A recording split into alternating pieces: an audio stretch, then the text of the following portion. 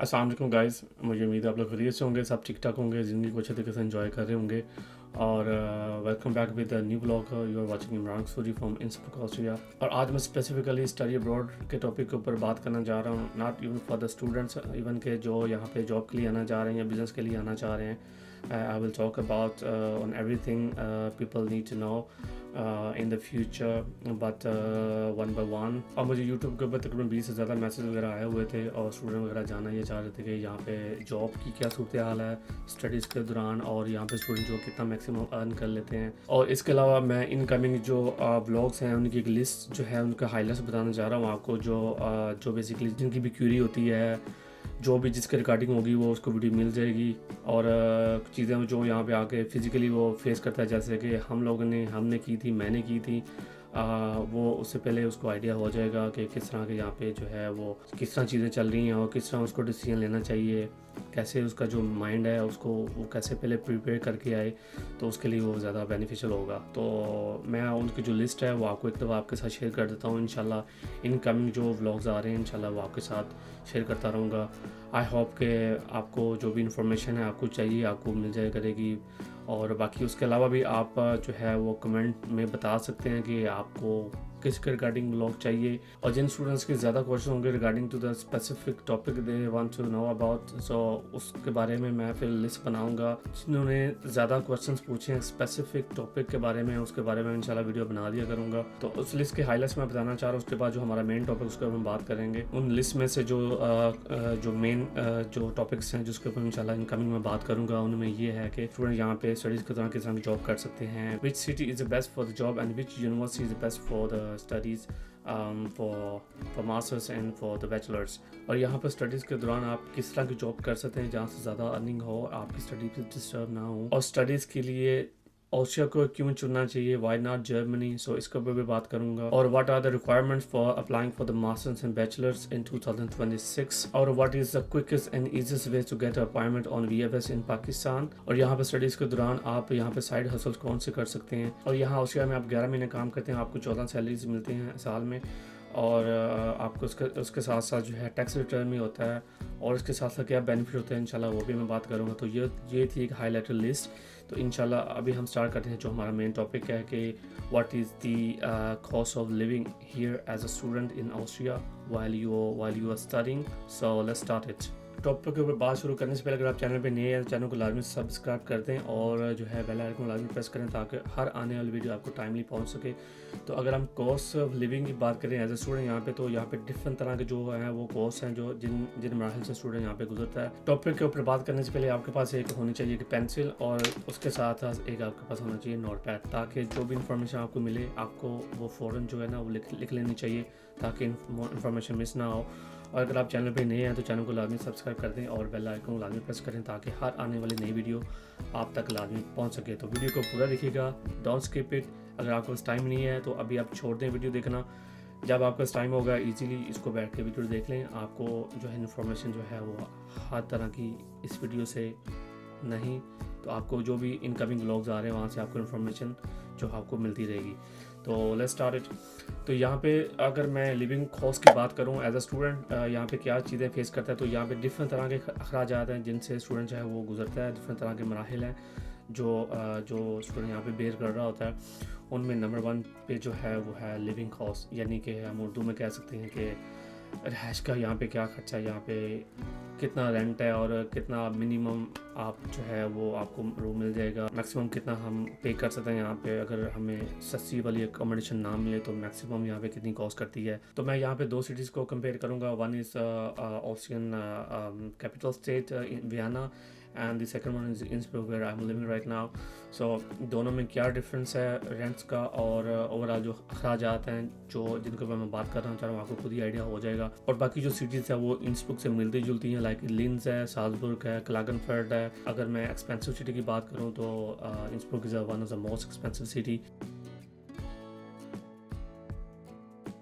अगर मैं सस्ती सिटी की बात करूँ तो वो वियना है कैपिटल से। तो हम बात करते हैं पहले नंबर रेंट की। तो rent is one of the most and biggest खर्चा एंड वेरी बिग धचका आपकी सैलरी में से आपकी सैलरी का तकरीबन 35% और 40% जो है वो डिडक्ट होता है रेंट जो है, जो nobody like it to pay but you have to pay, we have to pay because इसके अलावा गुजारा नहीं है। तो रेंट को अगर दूसरे सेंस में देखा जाए तो अगर आपके पास अच्छी रहाइश नहीं है तो तभी आपकी ज़िंदगी यहाँ पे अजाब है।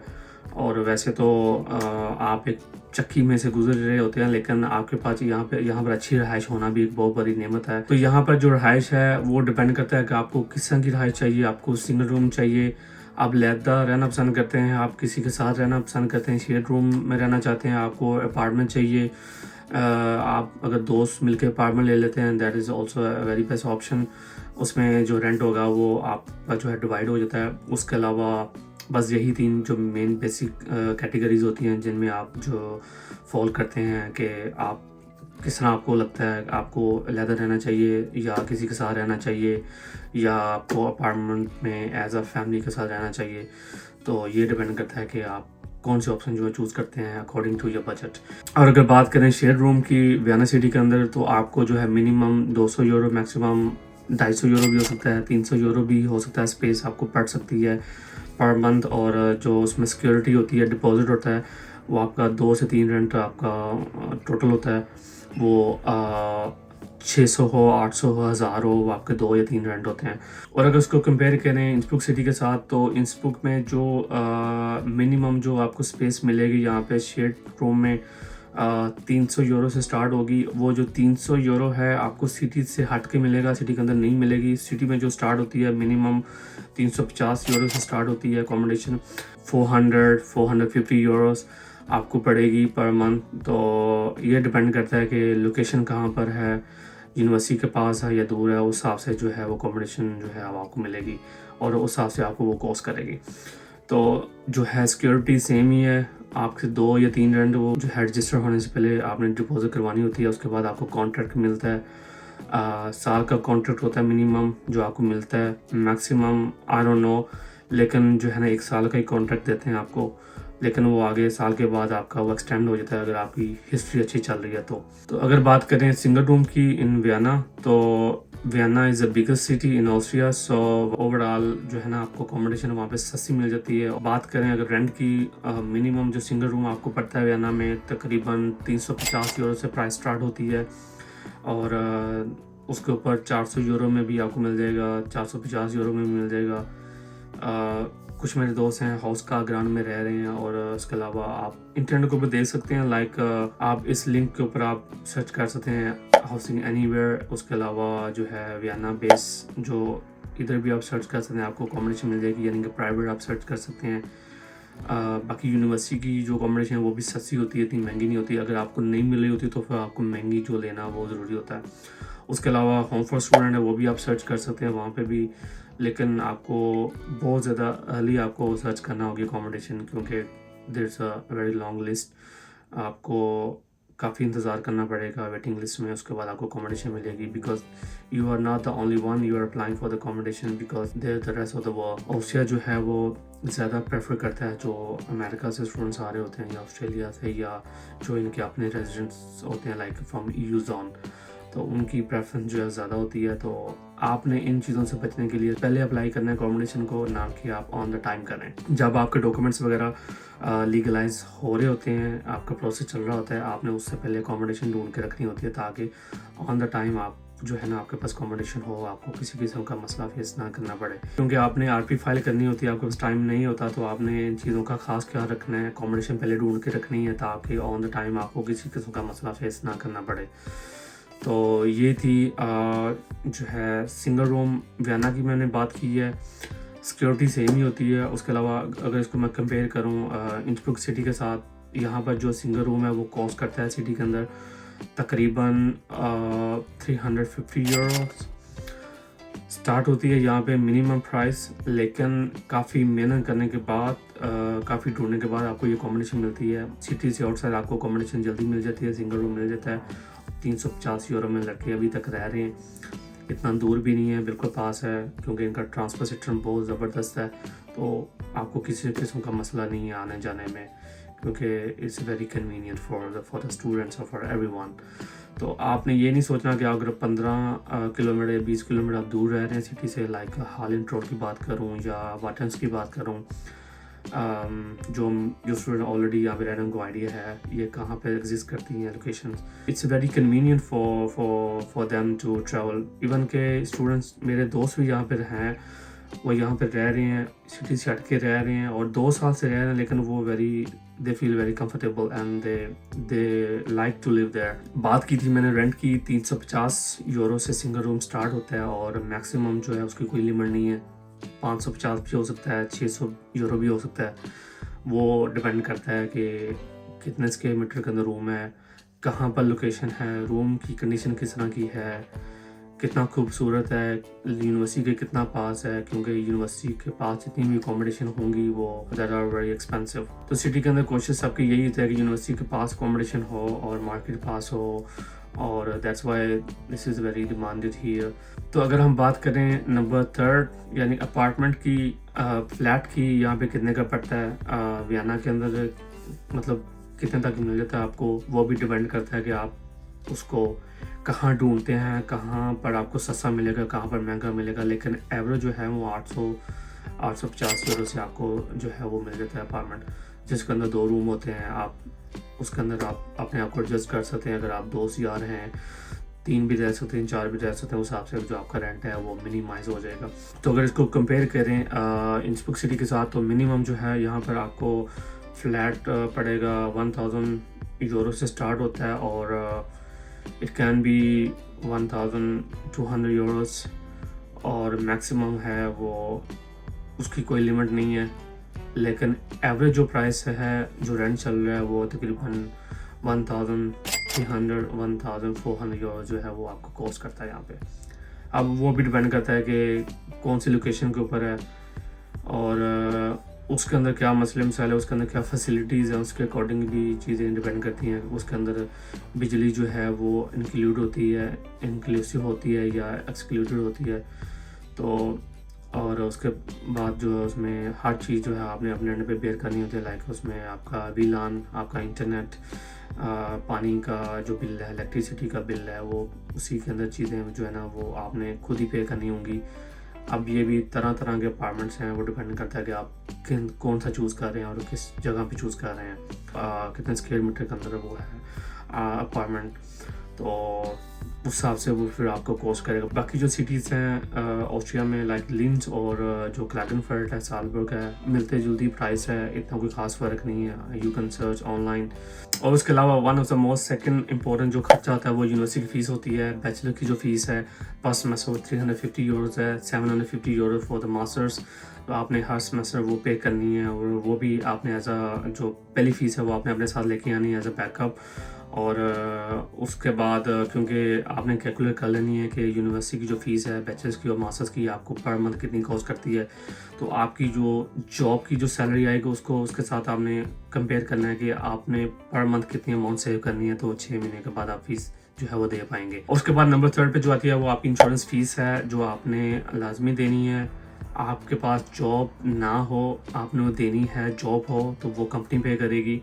तो वो जो है वो मिनिमम आपको कॉस्ट करेगी 70 यूरो, अराउंड 70 यूरो। तो ये आपने इसका भी खास ख्याल रखना है, इसका भी बैकअप लेके आना है। उसके बाद नंबर 4 पे आता है आपका ट्रैवल कार्ड। अगर वियना की बात करूँ वहाँ पे डिफरेंट प्राइसेस हैं, इंसब्रुक में डिफरेंट प्राइसेस हैं। लेकिन आपको यहाँ पे मैं एक चीज़ सजेस्ट करूँगा, आप यहाँ पे जब मूव होते हैं तो जब तक आपको जॉब नहीं मिलती, अगर आप सिटी के अंदर हैं तो आप गुजारा करें बगैर सिटी के अंदर वैसे भी आप ट्रैवल कर सकते हैं, लेकिन थोड़ा सा आपको चुका तू समझा? हाँ। नहीं तू समझा नहीं। तो नंबर 2 जो मेरी सजेशन है वो ये कि जब आप यहाँ लैंड करते हैं आप अपने दोस्तों के साथ आप कांटेक्ट में रहें। आप उनको बोल दें कि मुझे साइकिल चाहिए, आप अपनी हाई से यूनिवर्सिटी तक सफ़र कर सकते हैं। अगर आपके पास जॉब नहीं है तो आप जो है वो 45 यूरो 50 यूरो वो वट एवर अमाउंट इज़ आप वो सेव कर सकते हैं जब तक आपके पास जॉब नहीं होती। अगर आपकी जॉब लगती भी है सिटी के अंदर, अगर आप ज़्यादा दूर नहीं है, यूनिवर्सिटी भी पास है और आपका जो है रहायशी भी पास है, तो मेरे हिसाब से कार्ड जो मैटर नहीं करता, जब आप थोड़ा सा सेटल हो जाएं आप कार्ड वगैरह जो है वो ले सकते हैं। अगर आप सिटी से हट के अगर कहीं रह रहे हैं तो आप जो है वो कार्ड जो है वो आपके लिए मैंडेटरी होगा, वो आप उसको बनवा लें, वो आपकी कॉस्ट जो है ना वो आपको बेयर करना पड़ेगी। लेकिन अगर सिटी के अंदर है, मजबूरी नहीं है, आप जब तक आपकी जॉब नहीं हो रही आपने जो है वो अमाउंट सेव करनी है, ठीक है। तो ये खर्चा आपके ऊपर डिपेंड करता है और सिचुएशन के ऊपर डिपेंड करता है कि किस तरह की सिचुएशन आप फेस करते हैं। तो अगर बात करूं कार्ड की प्राइस की, वियना की और इंस्पो की, इसमें डिफरेंट प्राइसेस हैं। सिटी वाइज भी है, सेमेस्टर टिकट है, रीजन वाइज है, और आपकी पूरे ऑस्ट्रिया के लिए भी टिकट है, वो उसकी डिफरेंट प्राइसेस हैं। सेमेस्टर टिकट जो है वियना में वो 75 यूरो कॉस्ट करती है, 5 महीने आप उसको यूज़ कर सकते हैं, मंथली भी पे कर सकते हैं, और आप वन टाइम भी पे कर सकते हैं। और उसके बाद आपकी जो सिटी के अंदर आप यूज़ करना चाह रहे, सिटी यानी कि वियना के अंदर आप यूज़ करना चाह रहे हैं ट्रैफिक और ट्रांसपोर्ट, तो उसकी जो प्राइस तकरीबन आपको 35 यूरो 30 यूरो आपको जो है ना वो पड़ती है। तो अगर आप थोड़े से अमीर, आप पूरे ऑस्ट्रिया घूमना चाह रहे हैं, आप पूरे ऑस्ट्रिया के लिए कार्ड लेना चाह रहे हैं, तो वो आपको तकरीबन 975 यूरो कॉस्ट करता है, यानी कि तकरीबन 80 यूरो पर मंथ। तो वो भी एक अच्छी ऑप्शन होती है, लेकिन वो मैं आपको रिकमेंड करूँगा जब आपके पास जॉब होती है तब आप उसके लिए वो अप्लाई कीजिएगा, ताकि कॉस्ट जो है ना वो आपके लिए बर्डन ना हो। और बाकी वियना में एज वाइज भी प्राइस होती है, अंडर 24 19 यूरो में भी पड़ता है आपको कार्ड, और अबव 24 वो आपको ज़्यादा अमाउंट भी पड़ सकती है, लाइक 35 यूरो 30 यूरो और more than that, but there are lot of prices, you can check it out online. तो अगर मैं कंपेयर करूँ ट्रैवल कार्ड को इंस्ब्रुक सिटी के साथ, तो यहाँ पर प्राइसेस डिफरेंट हैं। तो अंडर 23 एज जो है आपको मेरे ख्याल 22-23 यूरो का कार्ड पड़ता है पूरे टिरोल का, और सिटी की भी राउंड अबाउट इतनी प्राइस ही है। अगर अबाव आपकी एज है 24 तो मेरे ख्याल में मैंने जो कार्ड बनवाया था पूरे टिरोल का वो मुझे कॉस्ट कर रहा है 46-47 यूरो पर मंथ। लेकिन जब आप शुरू में कार्ड बनवाते हैं आपको जो पहला महीना वो आपको फ्री में जो है वो पड़ता है, उसके बाद 11 मंथ आपने वो अमाउंट पे करनी होता है and on work like for the next year that applies for the 12 months.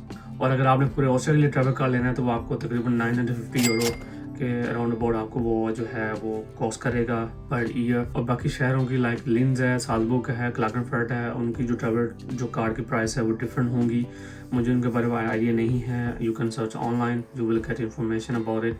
और यहाँ पर आपको एक प्रो टिप देता चलूँ ट्रैवल कार्ड बनवाने के हवाले से, अगर आपकी रहाइश सेम ही है, शेयर रूम में या अपार्टमेंट में रह रहे हैं, तो एक बंदे को जो है वो जब आप कार्ड बनवाने जाते हैं आप अपना एड्रेस शो करवा के तकरीबन 35% जो है डिस्काउंट आप ले सकते हैं, यानी कि एक बंदा जो कार्ड की प्राइस है फुल पे करेगा और एक को 35% डिस्काउंट मिल जाएगा। और अगर बात करूँ किचन के एक्सपेंसिव की, वो वियना सिटी में डिफरेंट है, यहाँ पे डिफरेंट है इंस्ब्रुक में। Innsbruck is expensive city because it's a tourist attraction. यहाँ पे जो फूड कॉस्ट है वो बहुत कॉस्ट करती है, और एज़ कम्पेयरिंग टू वियना में मल्टीपल मार्केट्स हैं, मल्टीपल स्टोर्स हैं, वहाँ पे डिमांड कम होती है, उस हिसाब से जो है आप मल्टीपल मार्केट से चीज़ें जो हैं वो बाय कर सकते हैं, आपको सस्ती पड़ती हैं। मैं वहाँ वियना में था, मैंने चीज़ें ये नोट की हैं। But also it depends on what you are going to buy, from which store you are going to bye.